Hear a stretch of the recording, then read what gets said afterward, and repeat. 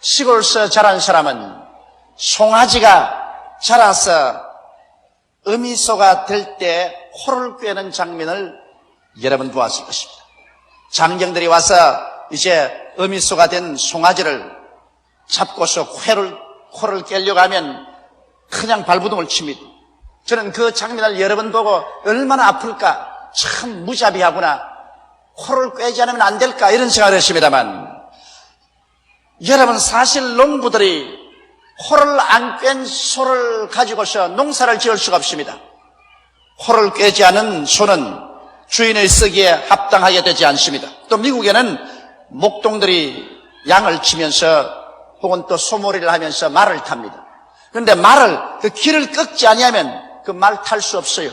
무용지물이 됩니다. 그렇기 때문에 반드시 망아지가 자라서 말이 되면 목동들이 그 말의 길을 꺾습니다. 그래서 주인에 순종하도록 만들어주는 것입니다. 이와 같이 하나님께서 쓰이는 사람마다 하나님은 대속 안에 꺾습니다. 하나님께서는 꺾지 않고서 우리 사람을 쓸 수 없는 것은 사람은 타락한 이후로 무서운 외고집의 존재가 되어 있습니다. 무엇인지 자기 뜻대로 하는 고집을 가지고 있습니다. 그대로 하나님께서 도저히 쓸 수가 없습니다. 이러기 때문에 하나님께서 구원하고 바라신 사람마다 대속 안에 꺾는 것입니다. 이 사실은 동서고금의 역사를 통해서 증명된 사실인 것입니다. 그러므로 여러분 이 시간에 하나님께서 어떻게 우리를 꺾으시는가를 살펴보고자 하는 것입니다. 첫째로 구약의 인물 중에서 하나님께 꺾임을 받은 사람들을 우리 살펴보십시다.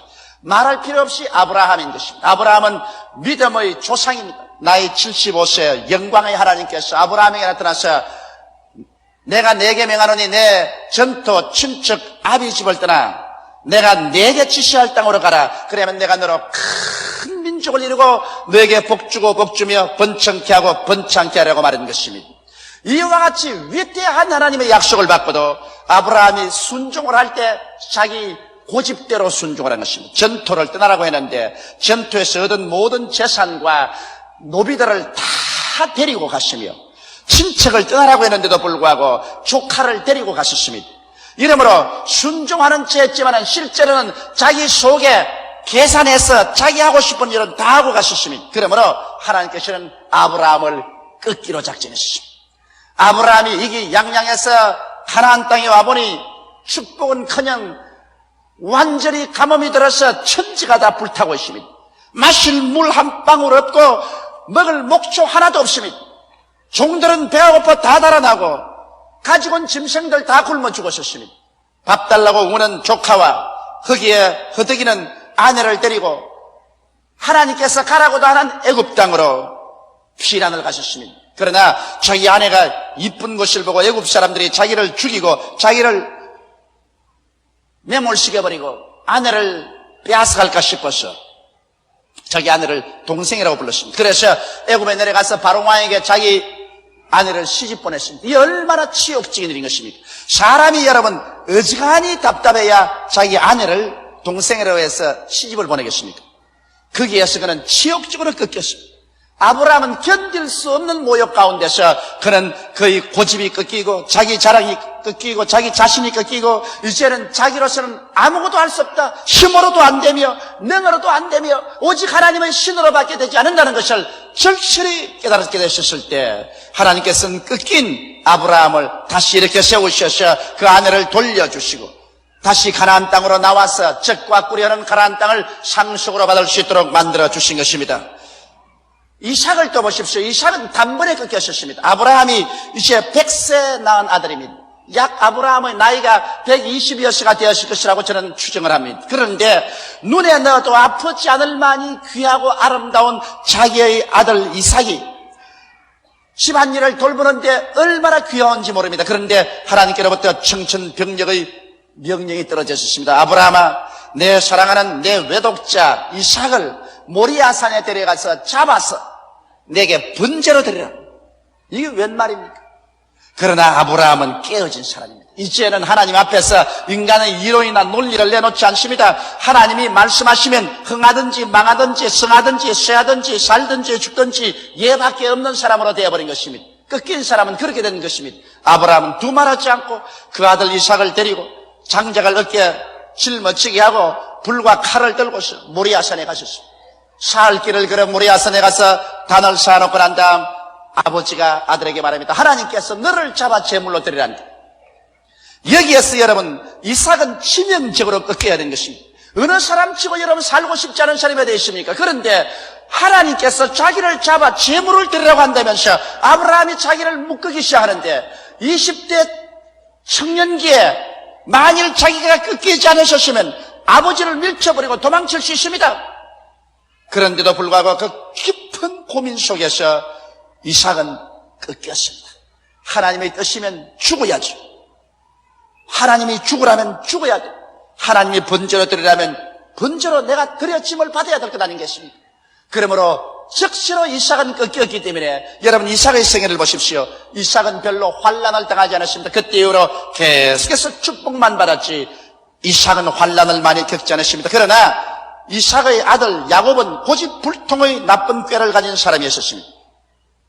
형을 팥죽 한 그릇에 장자의 명분을 빼앗고 아버지 눈이 어두운 기와로 장자의 축복을 다 받고 그 다음에 형이 죽이려고 하니까 도망을 쳐서 20여 년 동안 외아저씨 집에 머슴 살고 있으면서 외아저씨를 속이기도 하고 속기도 하고 아주 악한 꾀를 가진 이기주의자였습니다.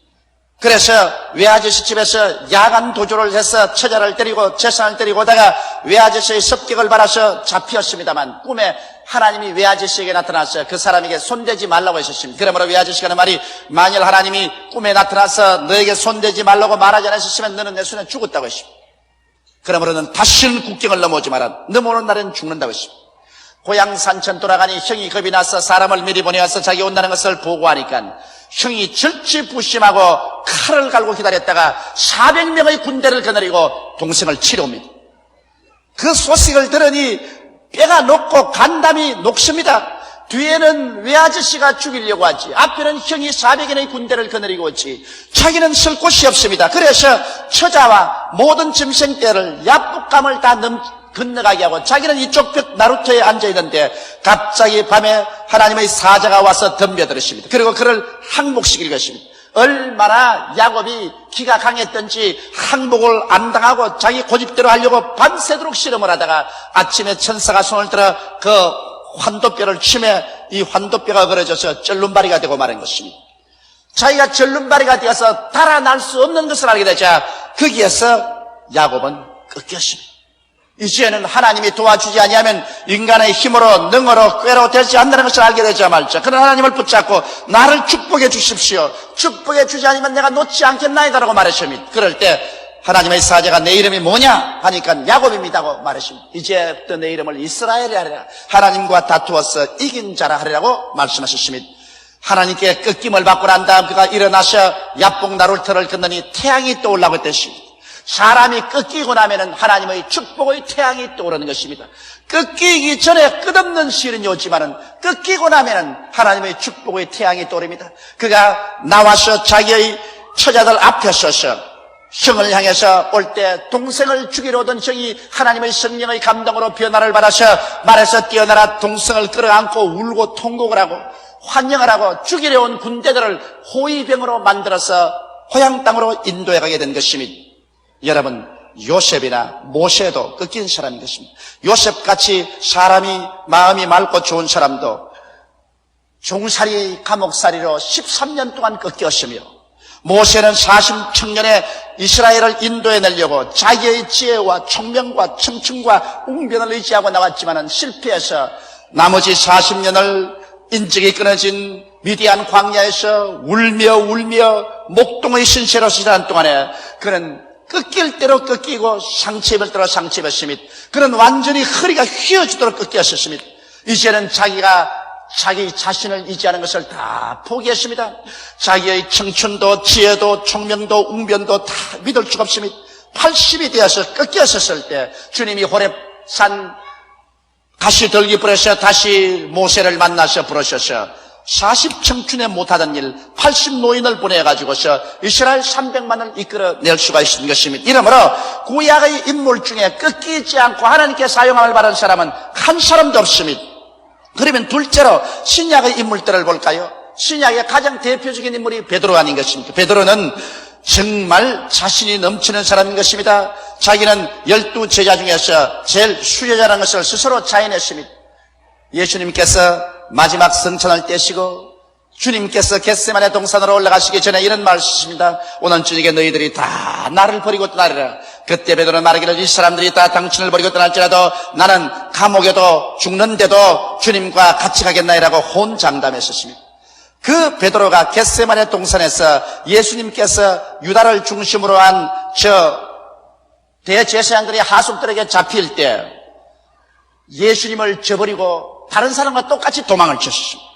예수님의 인생에서 가장 괴로운 재판을 가야바의 뜰에서 받을 때 베드로가 들어와서 하속들과 함께 불을 쬐고 있다가 너도 예수당이라고 하니까 그는 부인하되 한 번 부인하고 두 번 부인하고 세 번째는 저주하고 맹세하여 가로되 나는 그를 도무지 알지 못한다고 하셨습니다. 그러고 난 다음에 닭이 울고 예수님이 그를 쳐다보며 그는 밖에 나가서 통곡을 하고 울었었습니다. 자기가 저주스러웠었습니다. 자기가 미웠었습니다. 자기를 잊지 않았습니다. 그러고 난 다음에 예수님은 십자가에 못 박여 돌아가시고 무덤에 들어간 지 사흘이는 동안 거둡고 캄캄한 날에 베드로는 산산조각으로 꺾이고 마는 것입니다. 베드로는 가루가 되고 먼지가 되도록 그냥 완전히 꺾여버리고 마는 것입니다. 그래서 예수님께서 나중 갈릴리에서 다시 만나셨을 때 베드로와 제 아들이 주님 주위에 섰습니다. 그때 예수님께서 베드로에게 물으십니다. 베드로야, 네가 나를 아가페 하느냐? 목숨을 바쳐 나를 사랑하느냐? 베드로는 아가페 못합니다. 나는 주님을 필레오 합니다. 친구로서 사랑하지 목숨을 바쳐 사랑은 못합니다. 내 양을 먹이라. 그 다음 또 예수님께서 베드로야, 네가 나를 아가페 하느냐? 감옥에도 같이 가고 죽는 게도 같이 갔던 자신 있게 말했는데 지금도 그러냐? 주님, 나는 필레오 합니다. 친구로 사랑하지 목숨을 바치는 사랑 못합니다. 그 다음 주님께서 말하십니다. 베드로야, 그러면 너는 나를 필레오 하느냐? 친구로 사랑하느냐? 간이 탁탁 내려앉았습니다. 언제는 아가페에서 목숨 바치고 사랑한다 했다가 세 번 부인했는데 또 주님께서 너 진짜 날 필레오 하느냐? 친구로 사랑하냐 하니까 자신이 없습니다. 주님, 내가 주님을 친구로 사랑하는 것을 주님께서 아시옵나이다. 나는 이제 몰라요. 이제 자신이 없어요. 나 두 손 들었어요. 난 자신 없어요. 됐다. 일어나서 나를 따르라. 우리가 자신이 없을 때 주님을 따를 수가 있는 것입니다. 내가 너를 책임져 주마. 너는 일어나서 나를 따르라. 그래서 베드로는 꺾인 것입니다. 여러분, 역사상 예수님의 제자 중에 가장 위대한 제자가 바울입니다. 바울은 로마 시민이요, 가마리알 대학 졸업생이요, 그는 철학과 문학과 열화 같은 종교심을 가진 사람이요, 예수를 믿고 난 다음에도 하나님의 위대한 계시를 받은 사람인 것입니다. 그러나 바울이 이렇게 위대한 인물이고 하나님의 위대한 계시를 받았기 때문에 하나님께서 극렬하게 바울을 꺾으셨습니다. 바울에게는 가시가 있었습니다. 성경은 말하기를 사탄의 사자가 끊임없이 따라와서 바울 가는 곳마다 바울에게 고통을 주고 괴로움을 주었습니다. 사탄의 사자가 따라다니니 어느 곳에 간들 한시가 기다리셨습니까? 바울이 너무 고통스러워서 주님께 나와서 세 번 이 사탄의 사자를 물리쳐달라고 기도할 때 주님께서 응답하지 않으셨습니다. 주께서 말하기를 내 은혜가 내게 족하로다. 내가 약할 때 네가 강해진다고 말하셨습니다.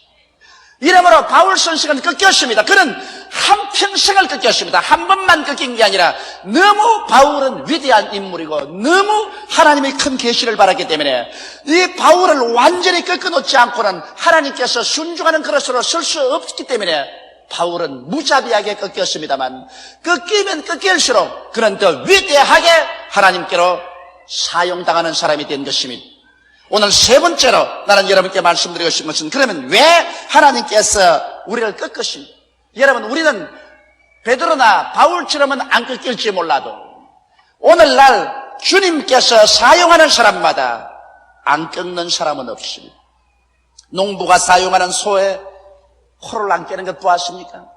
카우보이가 말을 귀 꺾지 않고 타는 것 보았습니까?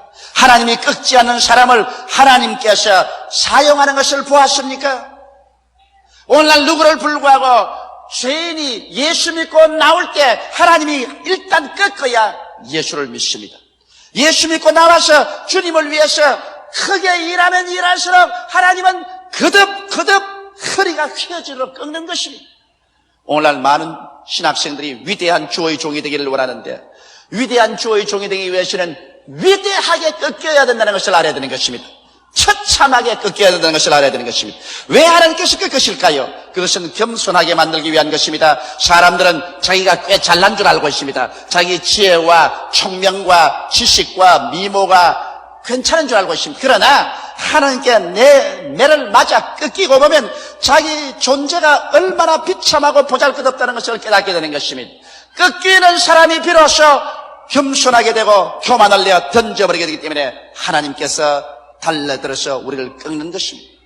그 다음 우리가 꺾여야 순종함을 배웁니다. 히브리서 5장 8절로 9절에 그가 아들이시라도 받으시는 고난으로 순종을 배워 온전하게 되었은즉 자기를 순종하는 모든 자에게 영원한 구원의 근원이 되셨다고 말씀하고 있는 것입니다. 여러분, 예수님도 받은 고난으로 순종함을 배웠다고 말했는데 하물며 여러분과 나 외고집의 인생이 고난당해서 꺾이지 아니하고 순종하는 것 보았어요? 여러분, 부모가 자식 키울 때라도 자식에게 채찍을 때려야 부모에게 순종하고 올바른 길로 가지, 그냥 망나니로 키워놓고 난 다음에 순종하는 자식을 보았나요? 어느 집이고 망나니로 자식을 키우면 나중에 그 자식이 자라서 부모에게 무서운 가시가 된다는 것을 알아야 되는 것입니다. 성경 잠언서에는 자식을 채찍으로 때리면 그 영혼을 멸망해서 구출한다고 말한 것입니다. 무리로 때리라는 것이 아니라 교육적으로는 종아리가 맞아야 깨어져서 순종하는 것입니다. 어느 자식이고 부모가 키울 때 엄하게 꾸중하고 채찍질해서 키우면 그 당시에는 슬퍼하나 자라고 난 다음 그 부모에게 깊이 감사를 드립니다. 제가 참 감사하는 선생님이 계십니다. 중학교 때 우리 선생님인데 영어 선생님으로 콩코드입니다. 콩코드라는 선생님인데 저는 원래 공부가 하기 싫었고 또 공부할 수 있는 환경이 잘 되어 있지 못했습니다. 그런데 그 콩코드라는 영어 선생이 들어오시면 이만한 왕대 몽둥이를 이제 들고 들어와요. 벌써 교실에 들어오면 그거 질질 끌고 들어왔어. 좌우간 영어 문장을 외워오지 않든지 문법을 틀리게 하든지 숙제를 안 해오면 불이 pun증나게 때려요. 어떠한 학생도 그를 고맙게 안 여겼는데 오늘날에 와서 내가 그 선생을 얼마나 고맙게 여기는 것은 제가 온 세계에 다니면서 영어로서 설교할 수 있게 된 것은 그 선생 몽둥이 때문에 그렇게 되었습니다. 그 몽둥이 아니었으면 제가 오늘날 이런 주의 종은 되지를 못했을 것입니다. 그러므로 여러분, 우리가 꺾여서 순종함을 배우는 것입니다. 또 꺾여야 하나님의 능력을 의지하게 됩니다. 고린도후서 12장 9절에 보면 내게 이르시기를 내 은혜가 내게 족하도다. 이는 내 능력이 약한 데서 온전하여 쯤이라 하신지라. 이러므로 도리어 크게 기뻐함으로 나의 여러 약한 것들에 대하여 자랑하리니 이는 그리스도의 능력으로 내게 머물게 하려 함이라. 그리스도의 능력이 내게 머물게 하기 위해서는 내가 꺾여서 내가 약해져야 된다고 바울은 말하고 있는 것입니다. 그러므로 바울은 나는 여러 약한 것을 자랑한다. 그건 왜냐? 내가 꺾여야 그리스도의 능력이 내게 머물러 있게 하려면이라고 말씀한 것입니다. 이러므로 여러분께서 하나님의 능력을 더 크게 받으려면 더 크게 꺾일 각오를 해야 되는 것입니다. 등 따스고 배부르면서 하나님 능력을 받으려고 하는 사람은 어리석은 사람인 것입니다. 이러므로 여러분께서 하나님의 능력 받기를 구하면 하나님은 반드시 손을 내밀어 여러분을 꺾고 또 더 깊이 꺾으시는 것입니다. 그럴 때 여러분이 약한 것을 알고 자기 지혜와 총명과 자기의 학문과 지식과 자기의 잘난 것을 의지하지 아니하고 천부 여지없어 손들고 옵니다. 주 나를 박대하시면 내 어디 가리까? 주님께 전폭적으로 의지하게 되고 주님께서 그 능력을 나타내 주시는 것입니다. 또 우리가 꺾여야 되는 것은 꺾여야 어리석음이 떠나가고 또 성격함이 떠나가고 지혜롭고 신중하게 되는 것입니다. 자기 스스로 잘났다고 할 때는 인간 지혜를 잊어서 마음대로 하기 때문에 어리석은 일을 많이 하고 어리석은 말을 많이 하고 일을 신중하게 안 합니다. 그러나 대단히 시험을 겪고 꺾이고 매를 맞고 나면은 그때부터 지혜롭고 신중하게 됩니다. 어린아이를 보십시오. 지금은 그런 일 없지만 우리 자랄 때는 시골에 등불 아니면 촛불을 켭니다. 영락없이 어린아이가 그 가서 촛불 손으로 잡습니다. 아무리 부모가 촛불 잡지 마라 해도 잡아요. 그렇기 때문에 내버려 둬야 돼요. 자기가 가서 촛불 한번 잡아보고 손이 타서 놀라고 난 다음에는 그 다음에는 어리석음이 떠나가고 지혜가 들어옵니다. 촛불을 아무리 잡아라 해도 안 잡습니다. 그리고 신중해지는 것입니다. 어른들도 마찬가지입니다. 꺾이고 시험을 겪고 나면은 그 마음속에 어리석음이 떠나가고 신중하게 되는 것입니다. 나아가서 마지막으로 우리가 꺾여야 되는 것은 꺾일 때 하나님의 사랑을 깨닫게 되는 것입니다. 성경 히브리서 12장 5절 6절에 보면 또 아들들에게 권한 것 같이 너희에게 권면하신 말씀을 잊었도다. 일러서되 내 아들아 주의 징계하심을 경히 여기지 말며 그에게 꾸지람을 받을 때 낙심하지 말라. 주께서 그 사랑하시는 자를 징계하시고 그의 받으시는 아들들마다 채찍질 하심이라고 하셨으니 우리 하나님께서 여러분 자기가 받으시고 사랑하는 자식들을 꺾으시는 것입니다. 그렇기 때문에 우리가 징계를 받고 채찍을 맞으며 꺾일 때 그때 하나님의 사랑이 뼛속까지 스며들기 시작하는 것입니다.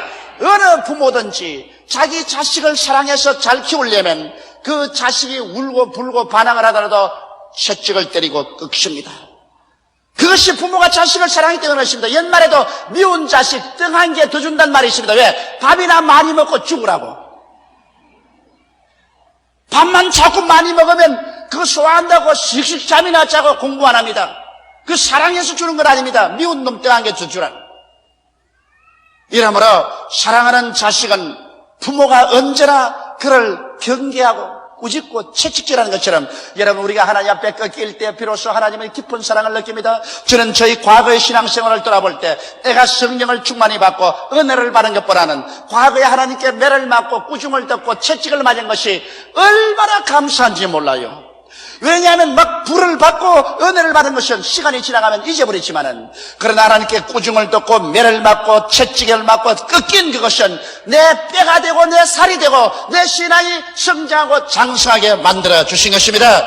이러므로 여러분께서 하나님의 손길로 말미암아 다정한 사랑과 축복을 받을 때만 좋아하지 말고 하나님 앞에 매맞고 꾸중 듣고 꺾일 때 하나님께 감사하는 여러분 되시기를 주의 이름으로 축원합니다. 그것은 하나님이 여러분을 사랑하시기 때문에 여러분을 귀하게 여기기 때문에 하나님께서 눈물을 먹으시고 주님께서 꺾으신 것입니다. 이래서 꺾여서 여러분께서 겸비하게 되고 순종함을 배우고 하나님 능력에만 의지하게 되고 지혜롭고 신중한 사람이 되면은 하나님께서 얼마나 기뻐하시겠습니까? 이러므로 우리 하나님은 자기가 받으시는 자녀마다 채찍질 해주시는 것입니다. 고린도후서 12장 10절에 보면 그러므로 내가 그리스도를 위하여 약한 것들과 능력과 궁핍과 핍박과 곤란을 기뻐하노니 이는 내가 약할 때 그때 곧 강함이라. 한번 따라 말씀하시죠. 내가 약할 때 그때 곧 강함이니라. 내가 환난을 당해서 능욕을 당하고 궁핍을 당하고 핍박과 곤란을 당해서 꺾이는 것입니다. 그래서 내 인간의 힘을 의지하지 않고 하나님을 의지할 때 그때 하나님의 능력이 나타나므로 그때는 막강의 힘을 가진 사람이 되는 것입니다. 그때는 어떠한 사람도 대결할 수 없는 위대한 능력을 가지고 나갈 수가 있는 것입니다. 하나님께서는 꺾이지 않은 인생은 사용치 아니하십니다. 하나님께서 작게 꺾는 자는 작은 그릇으로 크게 꺾는 자는 큰 그릇으로 사용하십니다. 사람이 꺾일 당시는 고통스러워서 원망스럽지만 꺾이고 나면은 그 후에 장성해지는 자기 모습을 깨닫고 오히려 깊이 감사하고 하나님께 찬미하게 되는 것입니다. 이러므로 사랑하는 성도 여러분, 여러분의 신앙생활 가정에서 여러분께서 은총과 축복을 받을 때가 있느냐면 하나님께 꺾일 때가 있는데 꺾일 그때가 여러분이 더 위대한 신앙의 생활로 성장하고 자랄 때인 것입니다. 다 같이 고개시켜 기도드리십시다.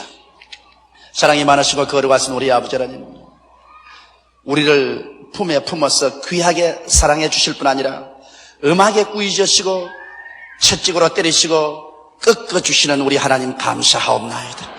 우리가 꺾임으로 우리의 어리석음이 우리 머리에서 떠나가고 경솔함이 우리의 생활에서 떠나가고 지혜롭고 신중하게 되며 겸손하게 되며 순중하게 되며 깨닫게 되며 하나님께 헌신하게 됨을 감사하옵나이다.